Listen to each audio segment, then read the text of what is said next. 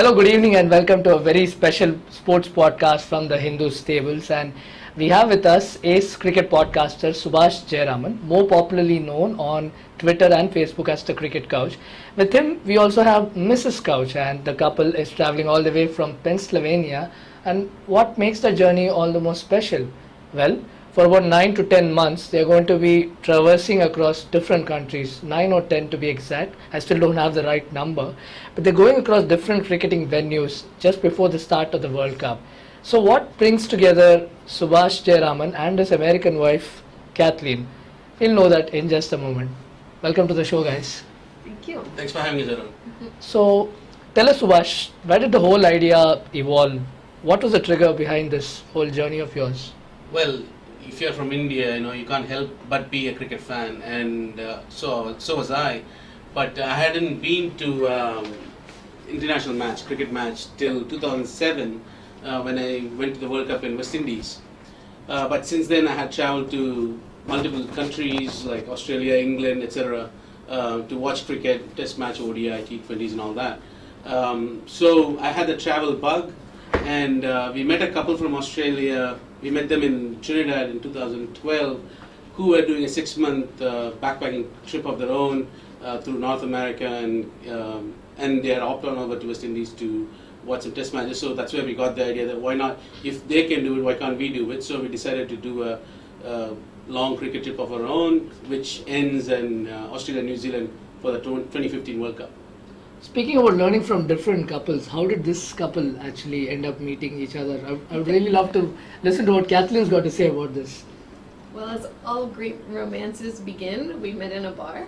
Okay. It's basement bar, to Right. be exact. He had actually just come back from some cricket match. He'd have to fill in. West Indies. It was the Yeah, 2007 yeah, World Cup, yeah. yeah. Right. So I should have known. Should have been a winning to me. But so I actually met him right after he got back from that trip.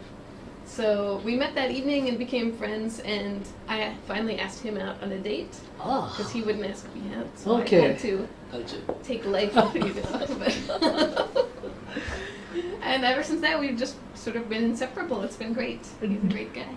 Did you know what cricket was at that point of time? And did you know he was a big cricket nut? I don't think I had ever really heard of cricket before. I mean, not that I can remember before meeting him. I don't know when I first realized that he was obsessed with cricket. Okay. But I mean, pretty quickly it became a big part of our life. I mean, always, he'd have to, in order to watch when you're in the US, you have to wake up at like 4 in the morning and stuff. So plenty of nights he's on the couch and, I just have cats, basically. I have 2 cats.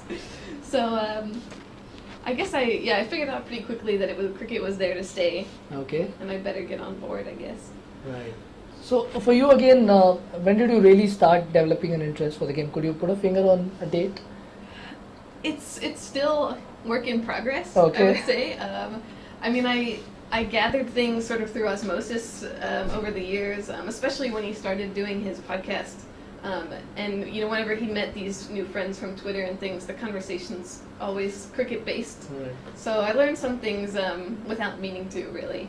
But I would say this trip is probably the first I've actively decided to try to like it and learn more about it. So even though I'd been to test matches before, this is the first.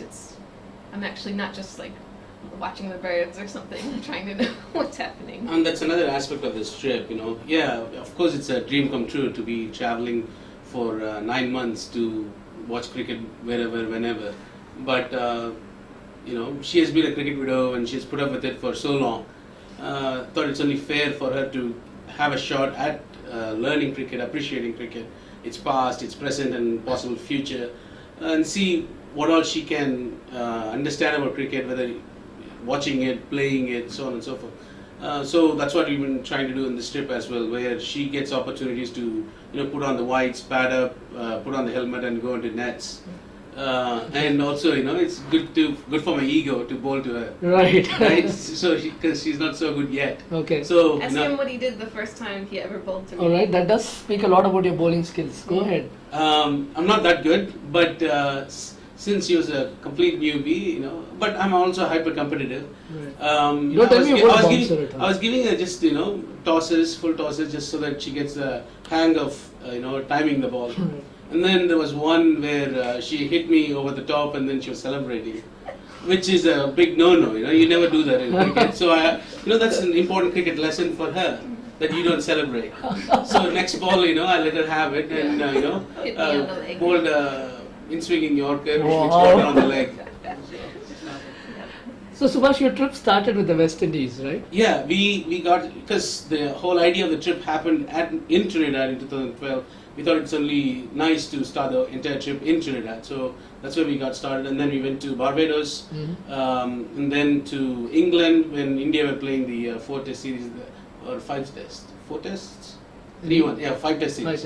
And then we went to Ireland. Now we are in India. And then we go off to UAE to watch Pakistan, Australia, and then we go to Sri Lanka, Bangladesh, back to India again, and then off to South Africa, Australia, and New Zealand for the World Cup, Tri-Series and the World Cup. You were just speaking a little while ago about how the West Indies trip seems like a distant memory right now. So even as you try to piece those jigsaws in together, what do you most recollect about those trips in the West Indies, then in England? What's the biggest takeaway? For me, it's delicious food. Okay. In Barbados, I went swimming with sea turtles, so that was exciting. We've been able to meet a lot of people who, mostly are related to cricket, but that's been really fun. I would say that's the best part of the trip, is all the different people we've met and who've bought us dinner and put us up in their houses and things. So it's incredible, the amount of kindness and generosity. Random strangers, there was this couple that we had never met before, never interacted even. We just met in Pune, and then turned out to be this wonderful couple who took us out for dinner, and then they had a little, gift for us, which was a ticket from Tendulkar's final test match. Okay. Kind of pasted on basically framed it and gave it to us with a lovely little note on it. Such random acts of kindness. We've been the beneficiaries of such random acts of kindness for the last 3 months, and we hope it continues for another 6 months. Here's a question that we have from one of the Twitterati that is going is going around asking questions with the hashtag Ask Subash. That must do a lot of good to your ego. And there is Ayyappa CG with the hashtag Yaps9, and he wants to know if you carry a cricket bat while you travel. This to both the cricket couch and the Mrs. Couch. The answer is yes, Okay. because we want to get a chance to play cricket whenever and wherever, and we actually bought it in Marine Lines in Mumbai. Okay. So we carry a bat with us and few cricket tennis balls, so that you can play wherever. Yeah. For Kathleen, what do you think was the most that you got out of in terms of learning about the game? Which was the place that really helped you pick up the nuances much? So there are a couple of places that are most memorable, I guess. The one was in Manchester. He had a media accreditation, so I was alone in the stands, and there were two older gentlemen in front of me that he sort of made them hang out with me, Right. forcibly. And they taught me a lot about the nuances of the game. Probably the most complicated things I learned from them that day. Could you spell out a few? Oh gosh. So I learned a lot about the slip cordon. Right. And why they would either be there or not be there. And I think that's the first I appreciated how much the captain has to really pay attention and make changes as the game's happening. Okay. And then also a lot of the kids who have let me play with them, they've been really great, and they've taught me actually a lot. It seems like the kids are sort of the most willing to accept how little I know and they want me to succeed, which is nice. So they've been really fun. Coming from the US as you are, which is a game that you most closely reference cricket alongside with and use it as a base to judge cricket? Not too much really. I like to play parts of sports, but I've never been a big sports watcher. The main one I played was soccer growing up. So the main thing that I can apply, I would say, is we talked about having the bat so we could play, is that soccer is the sport I understand the most because of playing it. So I do feel like the more I actually play cricket, probably the that's probably the way to like it, I'm guessing. But other than that, I've never been a huge sports person. As those who follow the internet and follow your episodes on Couch Talk, and I'm sure there are a lot of them, you already know the wide gamut of celebrities and people involved in cricket, basically, that you've come across and interviewed. Which ones do you actually recall meeting in this little jaunts that you've been doing recently? Have you met any of them, and has she recognized any of them? Of the people I've interviewed, every one of them basically is doing me a favor by being on the show. They don't have to, but they are. So which I'm very appreciative of, giving me the time. One very satisfying thing happened during this trip, which was meeting Sanjay, Manjrekar, former Indian cricketer and now commentator. I had met him in Bangladesh earlier this year, and then we had figured out when and how to do the podcast. Okay. And we did the podcast. In a way, I wanted it to be done and got published, etc. And it got good reception.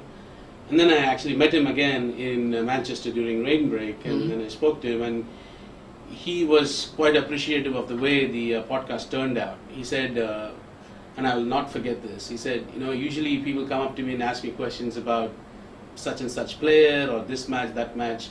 I'm really glad that there was somebody out there that wanted to talk about me, ask me about me, my life and stuff. So that was a very satisfying thing to see. Right. So yeah, and I had seen others also on the way, but that's one thing that has stayed with me. Subhash, you were telling us about how this trip isn't only about viewing those marquee matches and those superstar cricketers. It's a lot to do with gully cricket as much as anything else as well. So what are those little things that you have experienced and which you have consciously set out to experience and understand in this whole adventure? I mean, the whole trip is try to take in as much cricket as possible, because living in the US, you don't get to go to cricket stadium, watch cricket. I play a little bit, but international cricket or any kind of some level of cricket, you don't get to see that often in the flesh. So this 9 months is to catch up on all the lost time. Okay. So even that means yesterday I was at Gopalapuram across from DAV Gopalapuram, that corporation ground. Right. I went there to watch, but then the kids were kind enough to let me play, so I batted and then I fielded and all that stuff and bowled, etc. Then the day before that, I was at Aryapuram, Chennai 28. Okay. That ground, I went there and we watched the kids play, and kids were very nice. We went and watched ODIs in Ireland, Scotland ODIs. Right. We'll catch up some club side games. Probably we'll watch some A-side matches in Sri Lanka, and things of that nature. So cricket at any level, played by any quality cricketers, is still fun to watch. Right. So that's the whole idea. Fill it with as much cricket as possible. Because cricket is a very democratic game. Correct. You don't have to be a certain height or certain size or certain arms length, etc., etc. So it allows every kind of player to play the sport. True. So we should watch every level of cricket as well. So that's what I try to do. Oh, Kathleen, you write a blog in Western India, right? I do, yeah. Just starting a couple months ago. Okay. So it's been fun, yeah. And we also understand that you maintain a little scrapbook that you got tucked away in there, and if you could. I have. I mean, I've never exactly intended for other people to look at it, but it's sort of just little things put together from our. Okay, could you tell us what that might be? That sketch portrait. Yeah, I try every stadium we go to. I try to make a drawing. I'm not the best drawer, but it's gotten better. Right. You can compare it to somewhere in here is like the first one I did, and it's gotten a lot better. But go on, you could show us. Somewhere, and then just tickets and whatever else. Where's the first one? Here we go. So as you can see, the depth perception is not there as much. So that's from St. Lucia, is it? This is from Barbados. Barbados, okay. So so I try to draw one from each ground. Is it something that you consciously go ahead and look at to collect memories from each of these grounds, or is there a certain pattern to what you do?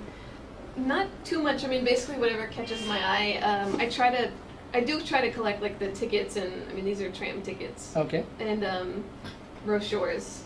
Have you been that into? you can cut up. I mean, given how many cricketers your husband, actually gets to meet and interact with, did you also go around scouting for autographs or photographs as well? No, so normally I don't know who they are. Okay. It's the So, sad was there any embarrassing incident, Subhash, where one of these cricketers that you had actually interacted much with, and then he walked up to Kathleen and found out that she didn't know much about him? Did that happen ever? It happens. Well, it happens all the time. Whether it's a Right. cricketer or even if somebody that is like, tenuously associated with cricket, because I'm so immersed into it that, if you say a name, I'm like, I'll probably recognize. Tell us more, give us the names. Like Arun Venugopal, Ah, flattering, but no, I asked for the name of the cricketer. Not just cricketer, like, for example, I don't know whether she knew how Harsha Bhogle looks like. Right. I had met him before, I have interviewed him a couple of times and, interact with him on Twitter and stuff like that, and he's been quite kind to the Couch Talk podcast. Okay. But, she just waltzes in with, basically no background in cricket. And so, it could be something of, like a normal cricket fan, like, what the hell, Yeah, she just comes in and then she's like rubbing shoulders with these people. Right. But she doesn't know anything about him. If I see Sanjay Manjrekar, I know what he has done. So when I look at him, I see not just the Sanjay Manjrekar, I see the whole legacy of the Manjrekars, from his dad to him, and all that he has done in Indian colours as a commentator, writer, etc., etc. Right. I see all that. Okay. Whereas for Kathleen, it's just some guy. I Of- say like, so you're in cricket,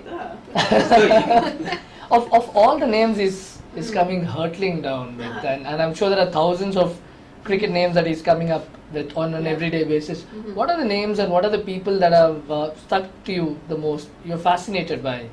That's a good question. Well, I can tell you that, so Colin Croft drove us to the airport. Right. That was very nice of him. Okay. See, I told you, right? Yeah. For me, I look at Colin Croft, I can only think of the West Indies team of 70s and, Not the so legacy scary of... for her. Not so scary at all. Yeah. And she says like, oh yeah, Colin Croft took us to the airport. I left my water bottle in his car. Okay. So if you want to give that back to me, I would take it. Who else? Remember any conversations that you had with any of these cricketers? And if you do generally get involved in a chat with them, what do you generally talk about? Because surely you're not going to talk too much Yeah, cricket. I mean, I really do ask. I ask a lot of questions. They'd probably get mad if someone who's supposed to know ever asked them. I mean, I really do ask, like, so, like, what Okay. do you do? Tell me about that. And even like we were talking, Philip Brown, he takes a lot of cricket photography. Yeah. Like I was like, so you take pictures? That's interesting. Like, tell me more. So. I don't know. I mean, I don't even know who I've met half the time, I think. Okay. So then he tells me later. And I'm like, Yeah, oh. because, since I had accreditation for the series in England, you go in there and then I just tell her like, okay, I just had lunch with Kapil Dev on this table, and then he's like, oh, okay, who's that? Okay. Or Wasim Akram is like, nice, I've heard that name, but whatever. But yeah, she knows the names that really, really matter the most. Okay. She's Let me hear from them. Let me hear from her. not on this trip, I'm saying. Right. I know Sachin, of course. We haven't met him. Okay. I mean, if you'd like to meet us, you could call. Okay. I will say, one of the things I'm more interested in is the stories around cricket, I guess. Okay. So, like, we met Molly Marshall, and to me, the most interesting thing is he actually traveled around with his dad growing up, and like, what is that like? So, I mean, I asked him that kind of question Okay. instead of like, are you a fast bowler or whatever? It's like, oh, that must have Right. been weird as a kid to have to travel to all these places. So, I ask those type of questions more. I Yeah, she guess. has that question. I usually get right down to it. Say, at what speed do you bowl? Okay. What is your bowling action like? Where do you bat in the, Right. And he's like his dad. He Right. bowls quick and he bats 7. So How have people back home at Pennsylvania, your friends, your folks at home, how do they react to this sort of an adventure? Do you think you're a little crazy or something? Or A little bit. We get a range from either that's like a horrible idea to quit your Right. job and leave your apartment and everything, to like, oh, I wish I could do that. And it's pretty much those extremes. That's one or the other.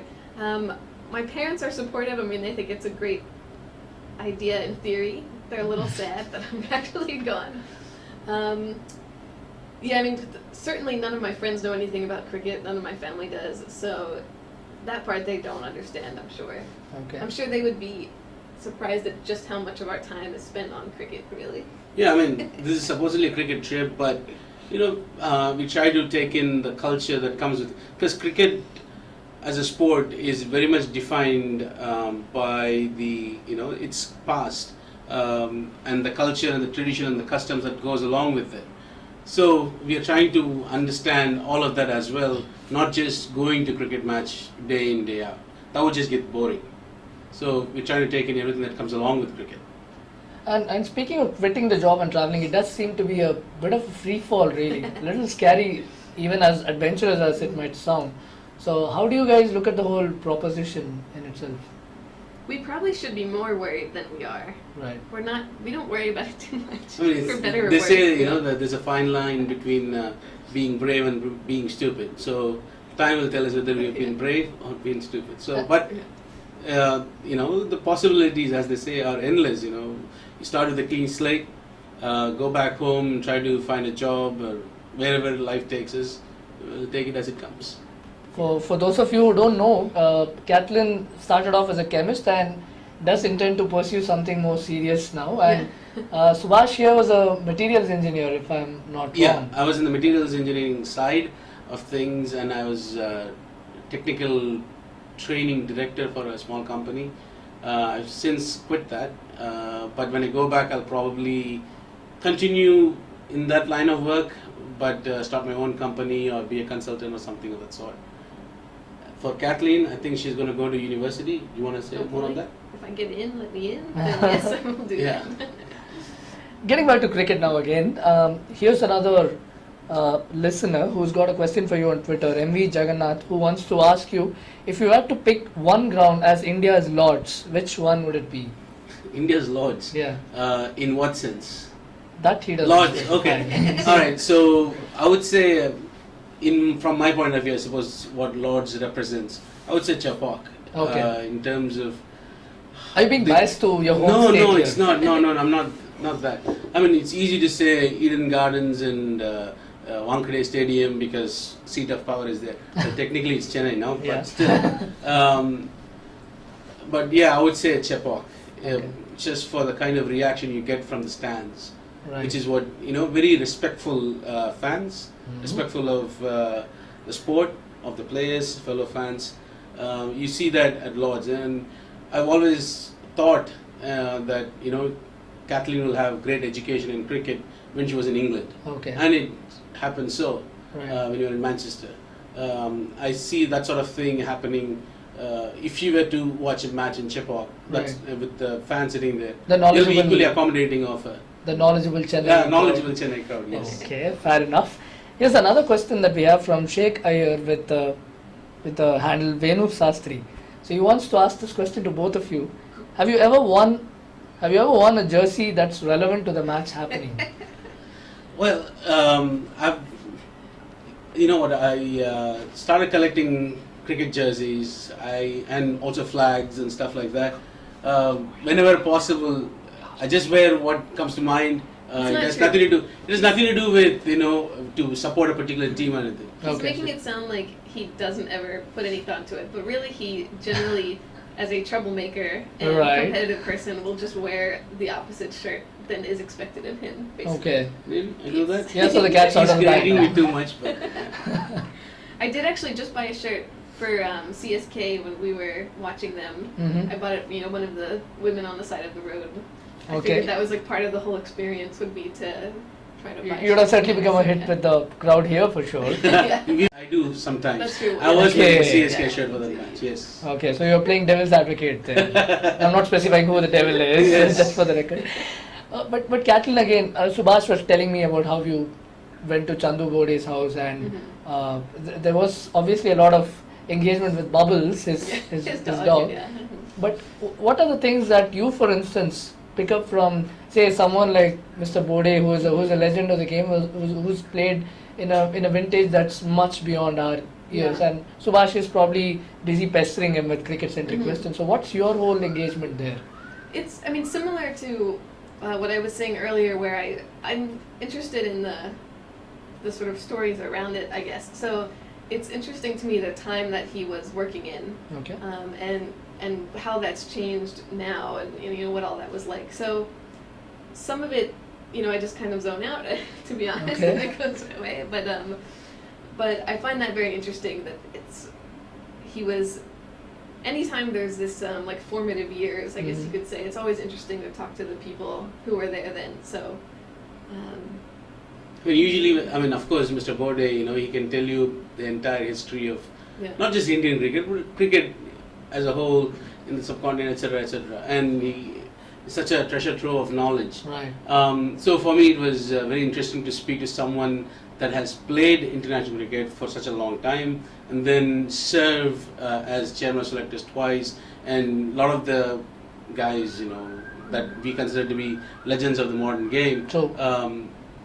They all came under his watch. Correct. So, and you know, he provides certain links to, you know, there was one, he mentioned this incident where, you know, he was sitting next to Don Bradman, and Don Bradman asked him about how Vijay Hazare was doing. Okay. Right? So it's a funny thing, because I only heard of these names, never saw him really, right? So that sort of link. Moment, really. Yeah, exactly. You know, like Bradman, Hazare, Borde, Tendulkar, Gavaskar, all these links, and then there you have Subhash and Kathleen.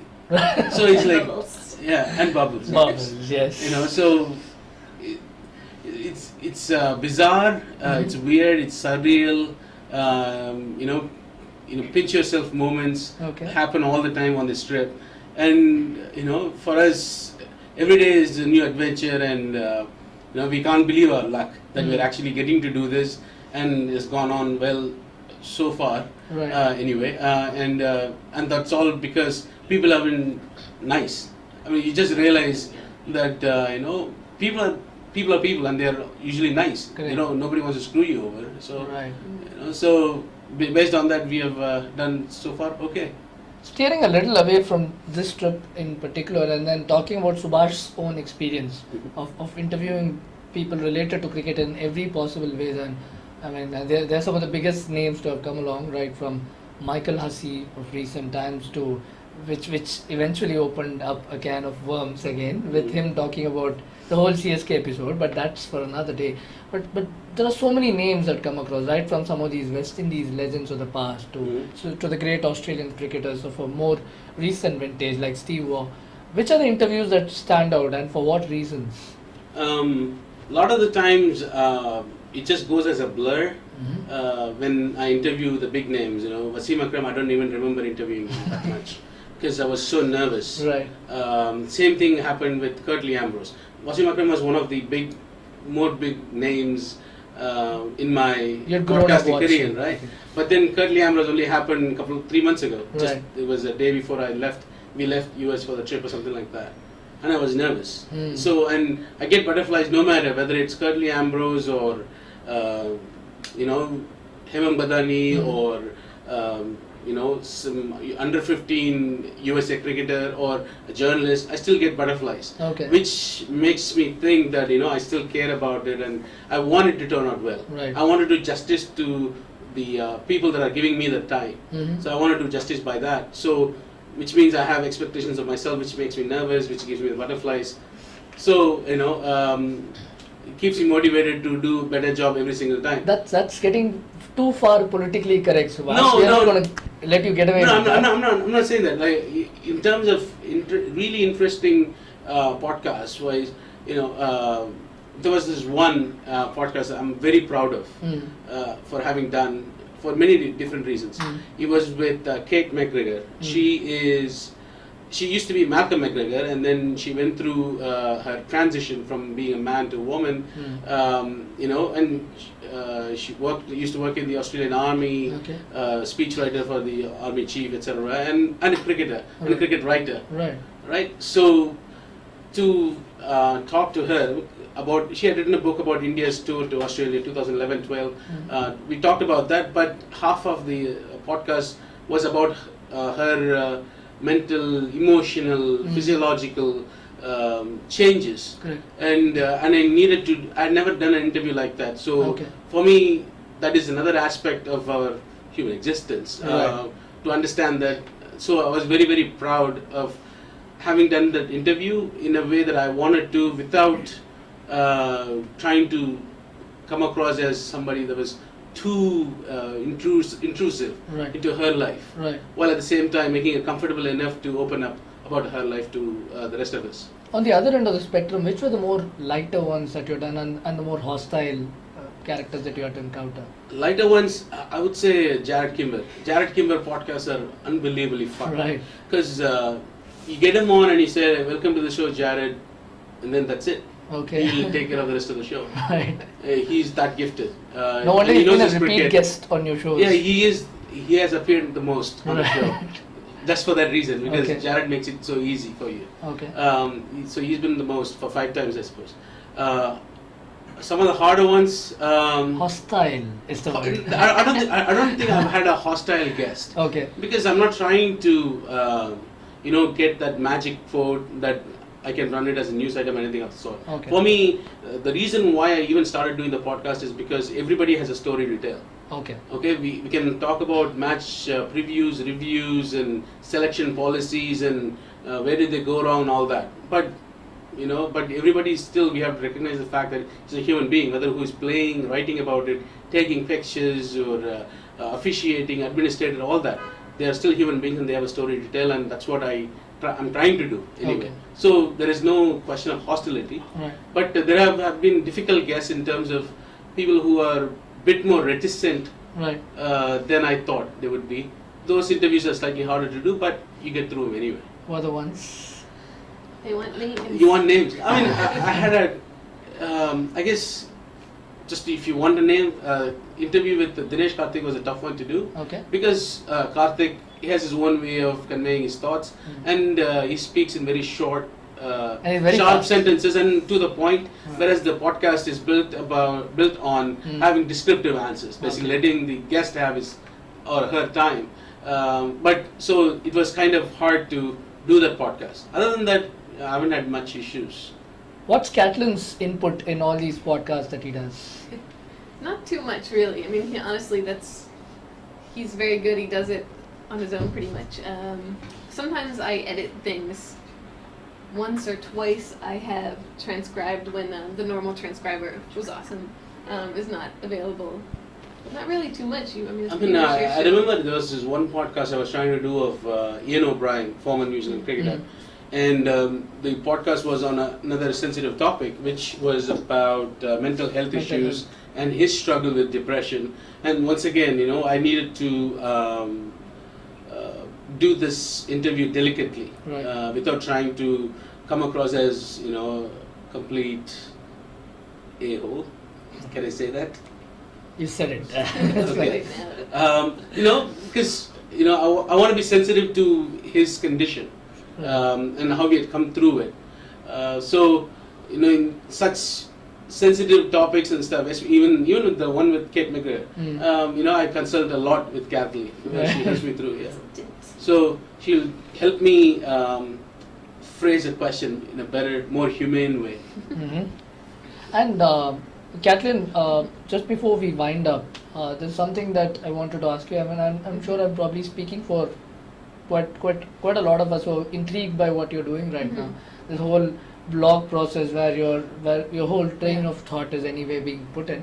What is your expectation as far as the next 6 months of traveling goes? I mean, are you frankly tired of what's happening, or is just leaving you with wanting for more? Yeah, I'm not tired of it. Right. I actually thought that I would be more going into it. I thought I would get tired of constantly moving and living out of a backpack and everything, and it really hasn't happened. It's been great.